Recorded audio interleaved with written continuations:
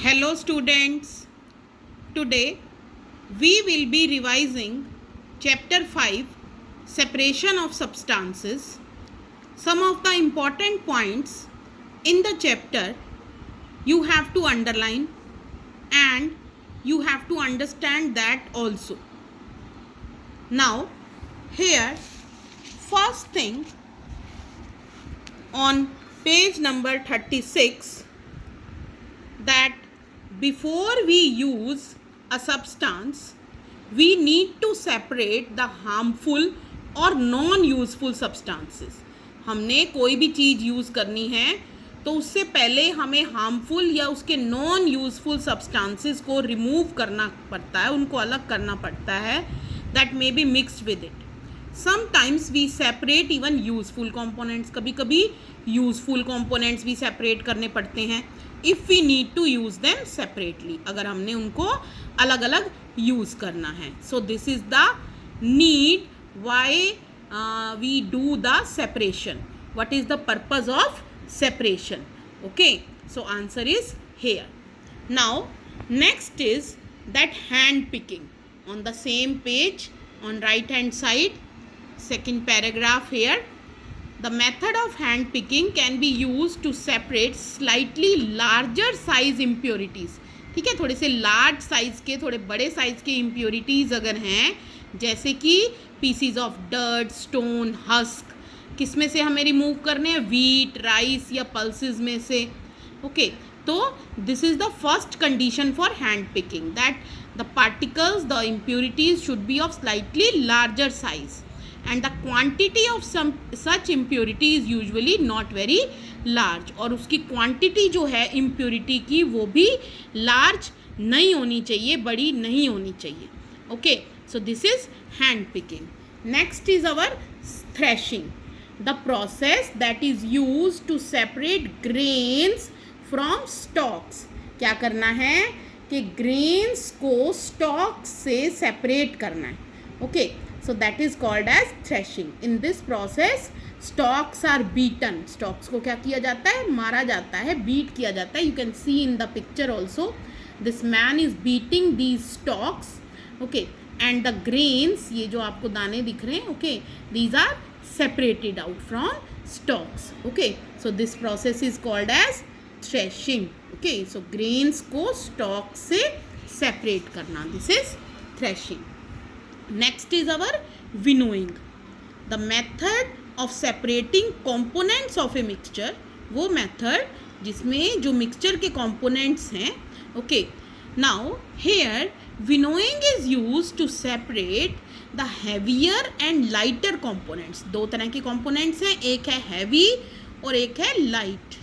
ठीक है, of a mixture by wind or by blowing air. So that process is called as winnowing. wind की help से हम दो तरह के पार्टिकल्स अगर मिक्सड हैं, जिनमें से एक हैवी है एक लाइट है, उनको सेपरेट आउट करते हैं, then that is called as winnowing. You can see this lady here, direction of air is shown to you, then this soup is shown, this is the mixture, the heavy grains are falling nearby to this lady. You can see here grain and husk particles, they are blowing away with wind. Okay, so this is the process of winnowing. Okay, of course you have to see from book all these processes. Next process is our sieving. ठीक है, sieving में you must have seen the wheat flour which comes at our home. So impurities and bran, छोटे छोटे particles जो हैं, okay, that may be present in it, कुछ प्रेजेंट हो सकते हैं उसके अंदर. So what we do, you can see here, this is a sieve. Okay, इसमें क्या डाला? यहाँ पर व्हीट फ्लावर डाला. सो जो बिग थोड़े से उसमें ग्रेन के कुछ पार्टिकल्स रह गए हैं वो यहाँ सीव के ऊपर आ जाएंगे. ओके, और some that husk particles are there, they will also come, and the wheat flour that will be collected downwards. Okay, so here the particle size should be different. So इसमें छोटा पार्टिकल साइज किसका है? Wheat flour का. और जो वो grain के particles रह गए हैं उसके अंदर, उनका थोड़ा सा बड़ा साइज है. Okay, so this is sieving. So in flour mill also impurities like husk and stones.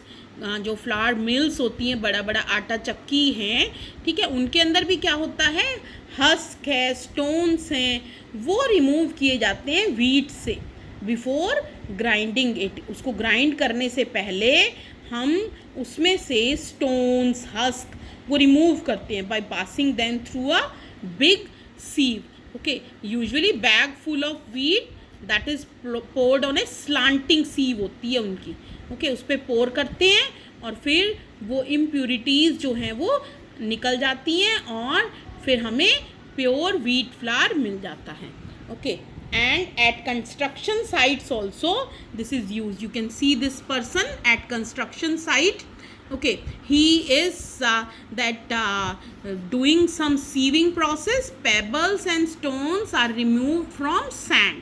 ठीक है, जो सैंड इन्होंने यूज़ करनी होती है कंस्ट्रक्शन में, उसमें से क्या निकाल रहे हैं, पेबल्स और स्टोन्स, छोटे छोटे पीसीज होते हैं, ओके, पत्थर के, वो निकाल रहे हैं थ्रू दिस सीव. इस सीव के थ्रू रिमूव कर रहे हैं.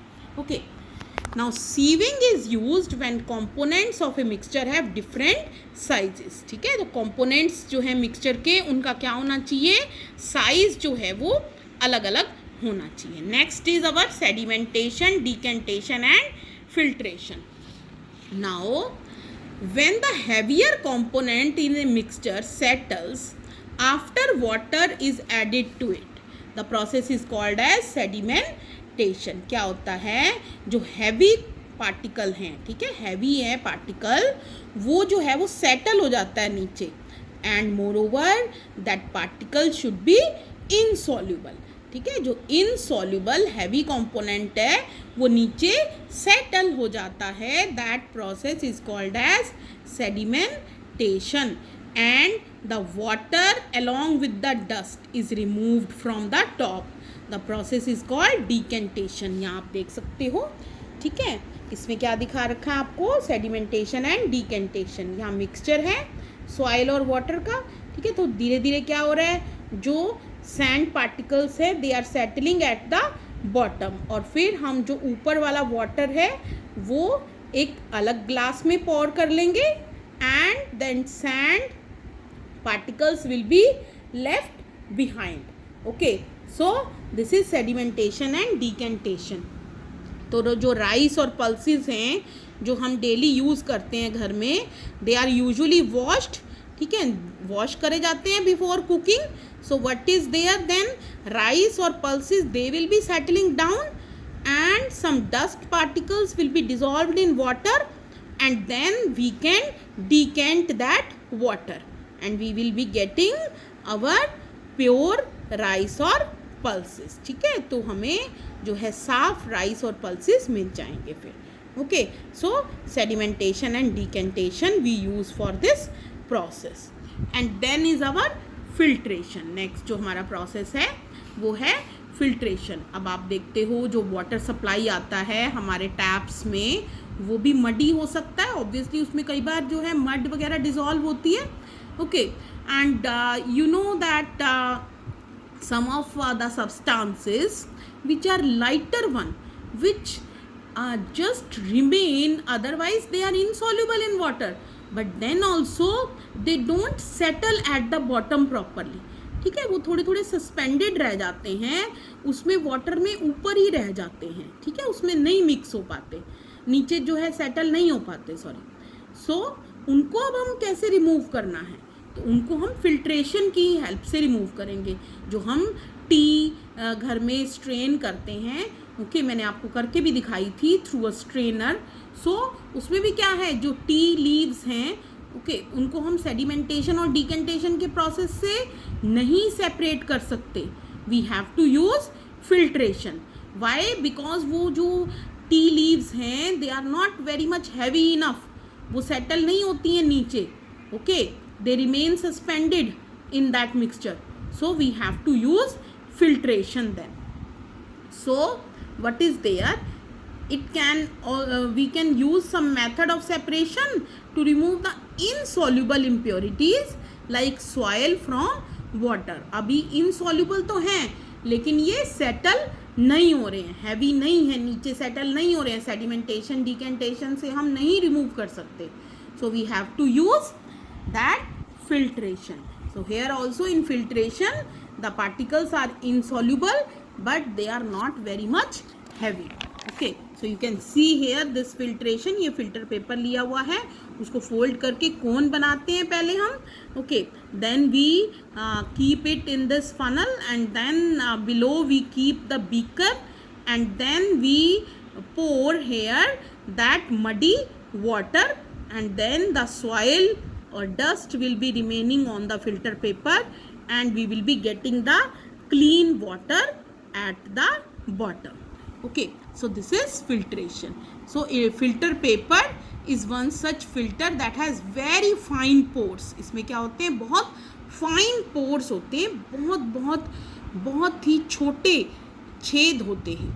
ओके, जिनके थ्रू वो डस्ट जो है वो नहीं जा सकती, वाटर जा सकता है. Okay, water will be moving down and dust will be remaining at the upper portion. So fruits और vegetables के जो juices हैं they are also filtered.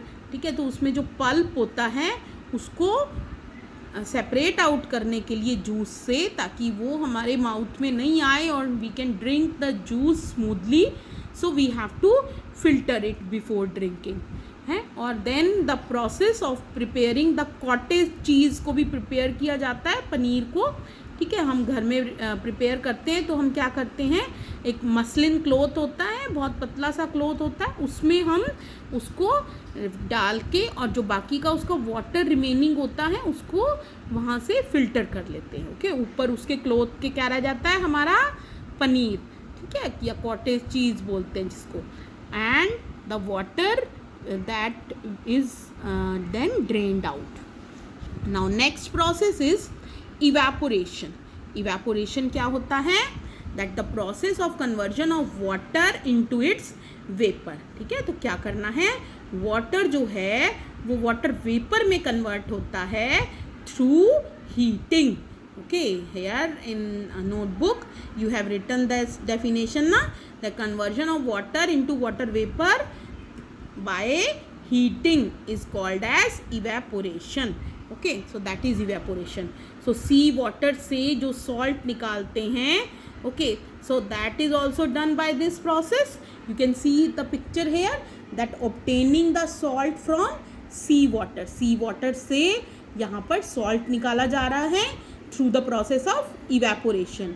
यहाँ पर इन पिट्स में, इन गड्ढों में हम सी वाटर डाल देते हैं.